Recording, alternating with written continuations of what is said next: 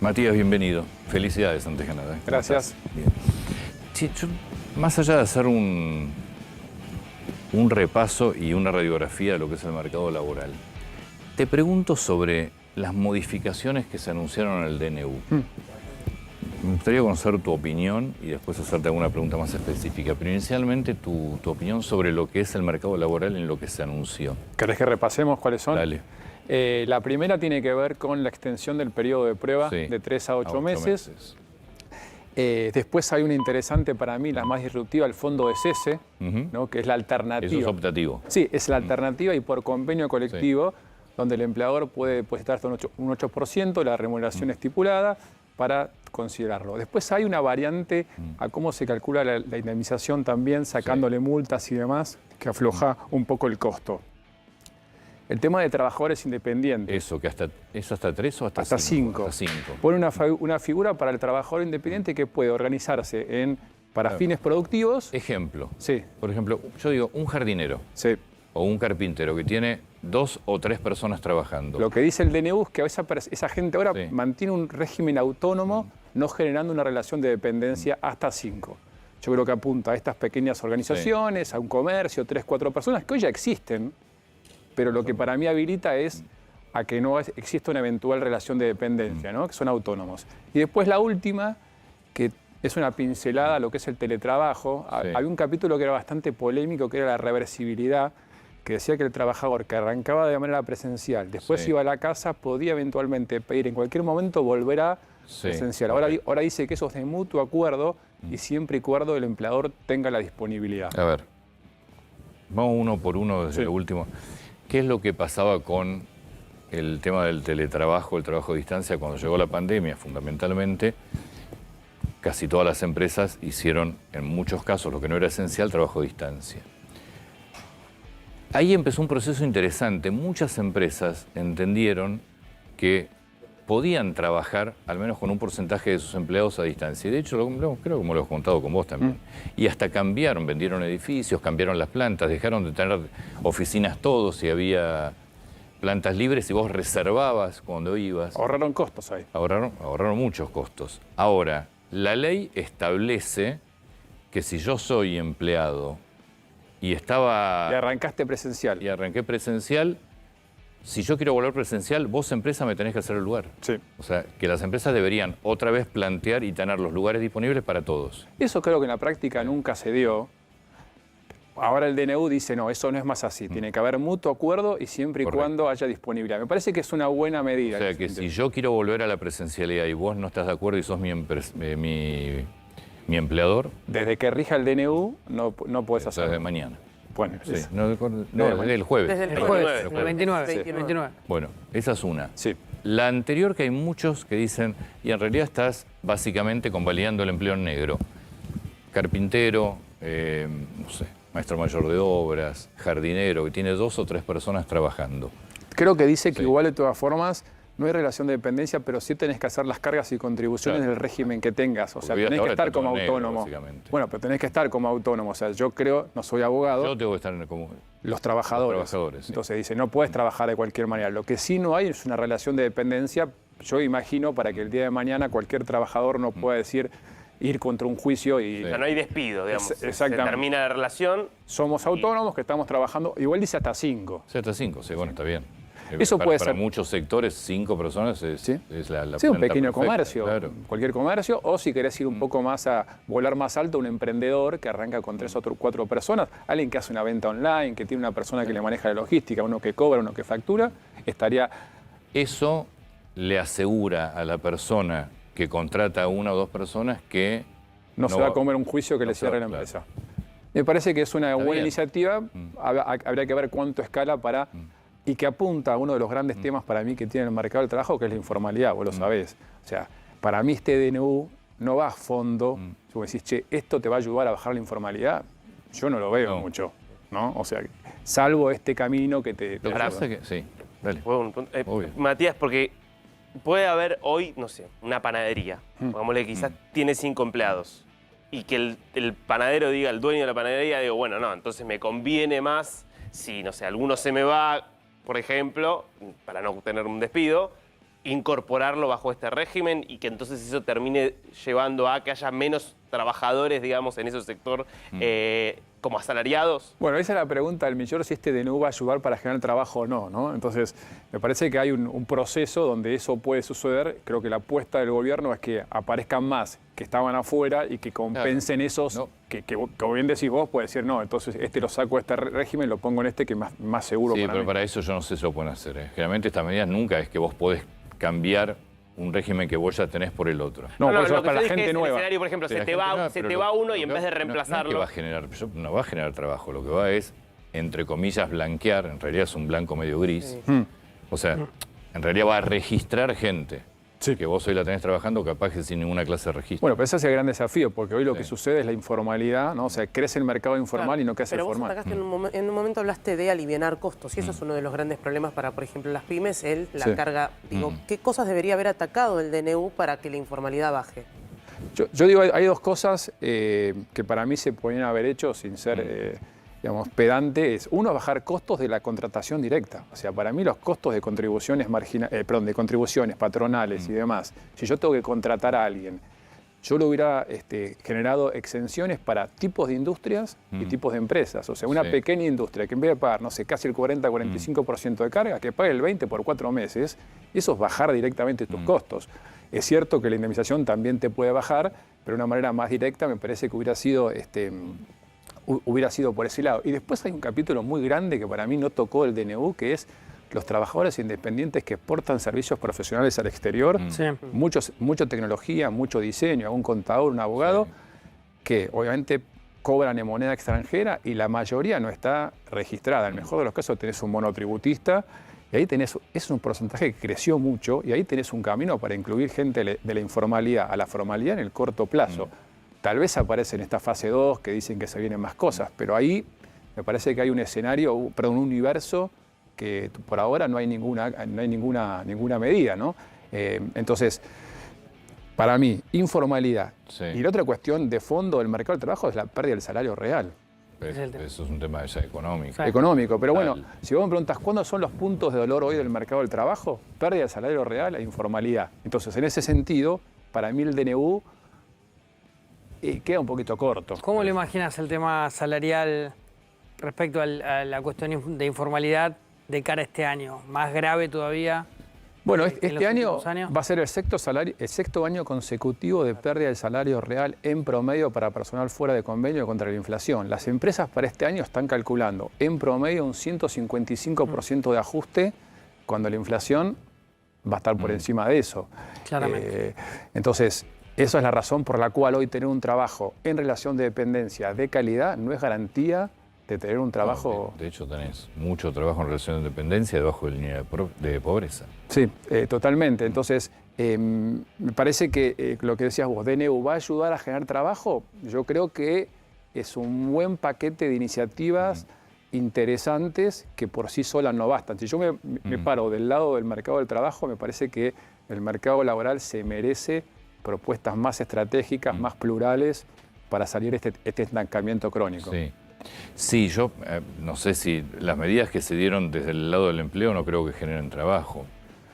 Me parece que apuestan a que desregulación de muchos sectores sí permitan que se animen a crear empresas o a contratar más gente y que dé trabajo. Las medidas las que van exactamente al tema del empleo no son para generar trabajo. Me parece que, de vuelta... Son para registrar en todo caso trabajadores que están fuera de todo registro. Uno puede mirar el vaso lleno o el vaso vacío. Yo miro el vaso lleno y digo, hay una iniciativa, un camino de regular, de bajar costos.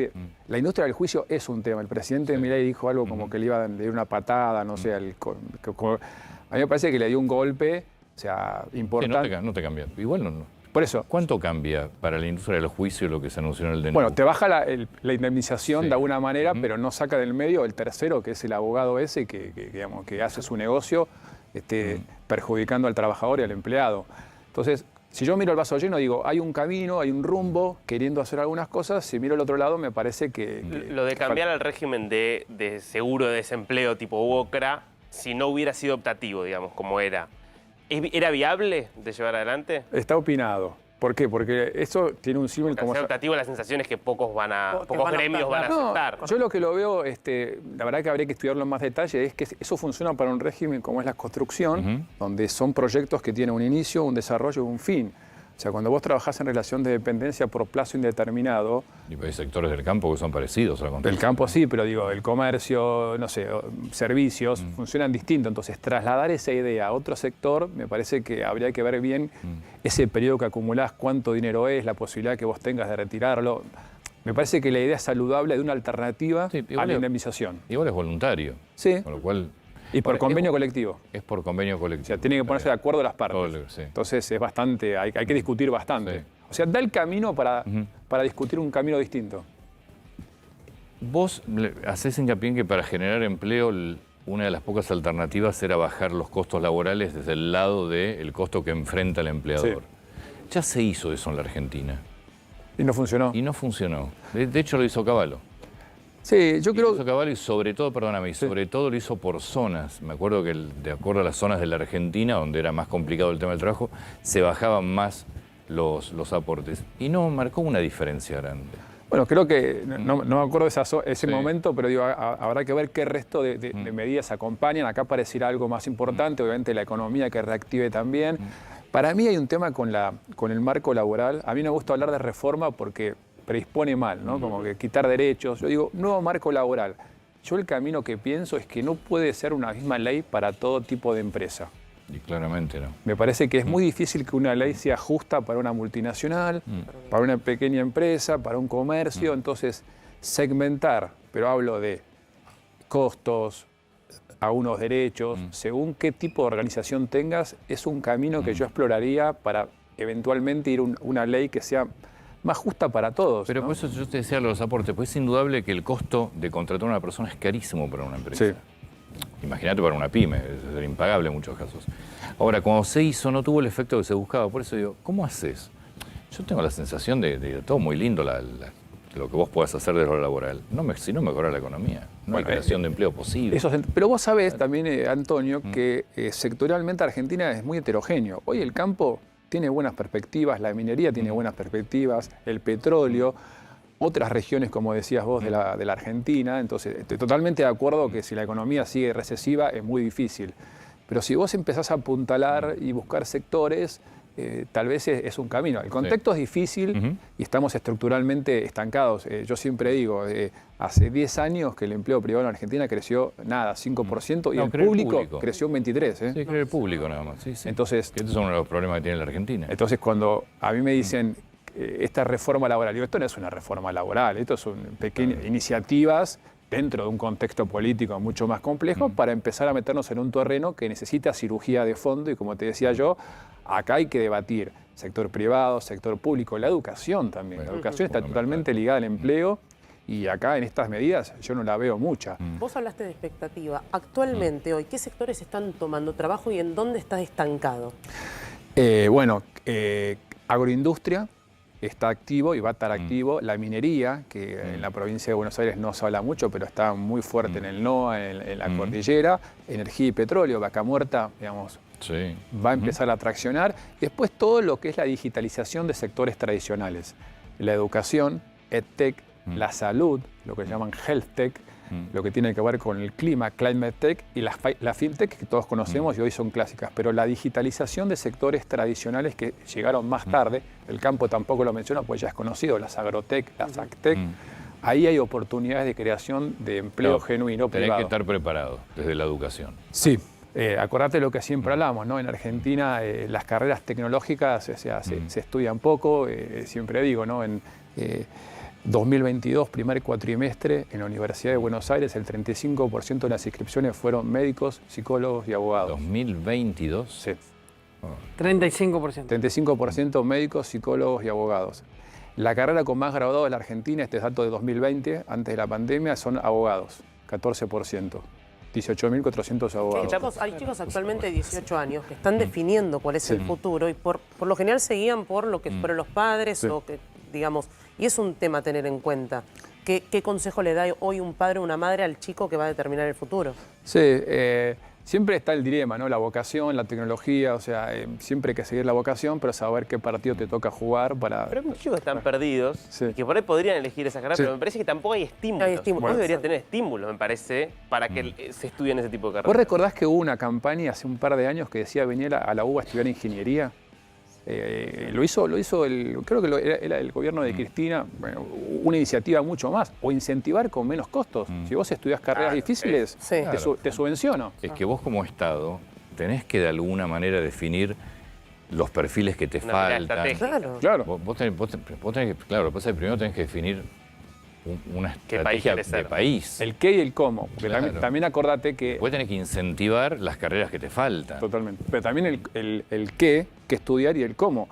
Hace poco salieron los resultados de las pruebas PISA. Un desastre. Entonces, de 100 chicos que arrancan la primaria, solamente 14 tienen un título universitario. Entonces, ¿qué y cómo? ¿Qué estudiar? ¿Cómo mejorar la educación? La educación, sin educación de calidad no hay mercado laboral posible.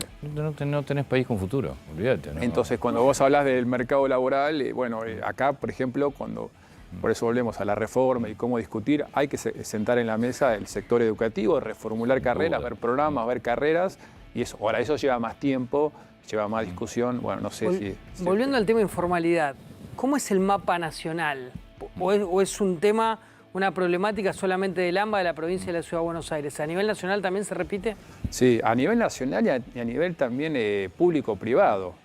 Ahora salió justamente la noticia de los 7.000 empleados públicos. Sí. Está bien, Contratados. Sí, pero trabajo público registrado hay más o menos 3,5 millones. ¿No? Público, te referís nacional, municipal y Sí, provincial. total, todo. registrado. Vos tenés Sí. 6,5 millones, 6,4 de privado y 3,5 de público. Delirio. 10. Delirio. Sí. Sobre una masa total. Sí, son 13. Registrados son 13 y pico. Después tenés 2,5 millones de monotributistas y un Es un poquito delirio. autónomos. No es un delirio, o sea 50 y 50. Es un delirio. No, y que lo mantenga Entonces, la parte formal. en el trabajo público también tenés mucha informalidad. Hay que decirlo, mucho trabajo, Y mucho en gris. mucho en gris, Claro, mucho mucho, monotributo. sí. Entonces, Y yo son diría, los que trabajan, además, sí, muchas veces. hay de todo, en público, privado y en todas las regiones. Pero, digamos, esa foto del mercado laboral está complicada. En la última medición de desempleo te marca una informalidad del 36% aproximadamente de trabajo en negro. Cifra que no baja, a pesar, pasan los años y no baja, y no baja, y no baja. Sí, la última fue, lo dijiste vos, 5,7, que es una mejora. Eso es el desempleo. Sí. Pero el trabajo Sí. en negro no baja de 36%. No, pero lo que te quería decir es que aparte de esos datos, porque algunos se quedan con el 5,7 que mejora con el Sí. 6,2, pero si vos mirás la subocupación y los ocupados demandantes, que es gente que podría poner a trabajar más tiempo, tenés casi Sí. 10-15%. Y si mirás la desocupación en los jóvenes, que mide el índice 14 a 29, es 12-13 puntos, o sea, es casi Es altísimo. 2 veces más. Digo, porque cuando a veces decimos la desocupación registrada, que igual es una parte del mercado laboral, es baja y aparte haces doble clic ahí, sigue siendo alta, otros indicadores que tenés que mirar. Por eso yo digo, hay que trabajar de fondo, hay que poner muchos actores. Yo quiero quedarme con que esta iniciativa, digamos, del DNU es el primer paso Sí, para algo más, ¿no? No sé, vos sabrás mejor. Yo espero que en los proyectos que ingresen ahora en las sesiones extraordinarias, que se conocen los temarios, pero no el mega decreto, pero no el proyecto de ley ómnibus, haya alguna ley que tenga que ver con el mercado laboral. Creo que es necesario. Vos de alguna manera tenés que favorecer la contratación de gente. Pero como decís vos también, ¿no? Si la economía no reactiva en un entorno recesivo, es complejo. Creo Ahora, que... Perdón, Sí. porque estos números de desempleo, ¿cuánta gente está fuera del sistema? Es decir, porque ese 5 y pico de desempleo no computa el que dice yo no busco trabajo, no me interesa ya trabajar. Sí. ¿Ese Bueno, número? ¿Por dónde anda? Técnicamente son 0,8 millones de desempleados, que eso está calculado sobre la PEA, la población económicamente activa, que son 13 millones ¿Pero y cuántos pico. perdiste de la PEA? No, un montón. ¿Eso cómo lo recuperas también? Y la cultura del trabajo. Yo creo que la cultura del trabajo está deshilachada en Argentina. Sí, porque por un lado tenés un Estado que te va sumando planes, ganás más que trabajando, Sí, porque los salarios están recontra caídos. sí. Entonces, necesitas un cambio completo. Es profundo. El mercado del trabajo hay que hacer cirugía mayor, como supongo que en muchos otros campos como la salud, la seguridad y demás. No es sencillo. El tema que vos marcaste, educación es central. Sí. La educación la han destrozado y con eso también te llevan puesto el sistema laboral. En la provincia de Buenos Aires, el 50% de los chicos no terminan el secundario. Claro, por eso. Y el futuro laboral que podés tener ahí es nada. Sí. Conocer cuáles son las carreras del futuro, saber que también que una carrera universitaria hay alternativas a eso, ciencia, tecnología, ingeniería, matemáticas, enfermería, que siempre hablamos. Y después tenés carreras intermedias, títulos que también son necesarios. Programadores, tecnología. Después son todas eternas las carreras que se vuelven imposibles de terminar. Bueno, eso ya se empezó a discutir. Ya se empezaron a rearmar. Claro. Ya hay muchas carreras que bajaron a 4 años, como en el mundo. Porque son 6 años. Desalentás muchas veces a la gente a que estudie. También el marco laboral hoy no es un problema a nivel regional. Hay lugares hoy, algunos países limítrofes que estén en una mejor situación, independientemente de la economía. Claro, lo que pasa es que el otro día hablaba siempre en la región, tomamos el ejemplo de Estados Unidos, donde uno puede contratar y despedir. Creo que hay que poner el marco laboral, hay que poner el contexto del país y sus reglas y su economía y su dinámica de mercado laboral. O sea, entonces Argentina tiene un mercado laboral eminentemente muy heterogéneo, público, privado, formal, no formal, profesional, no profesional. Entonces, las reglas que funcionan en otro país, yo no sé cuán aplicables son a una característica nuestra, sumándole esta pérdida de cultura del trabajo. Creo que hay que ver lo que tenemos, sentarnos, dialogar y barajar ideas de nuevo y bueno, y ser, digo yo, prudentemente optimistas. ¿Qué vamos a hacer? ¿No? Matías, muchas gracias. Bueno, que tengan un buen año. Que tengan un buen año vos también. Gracias.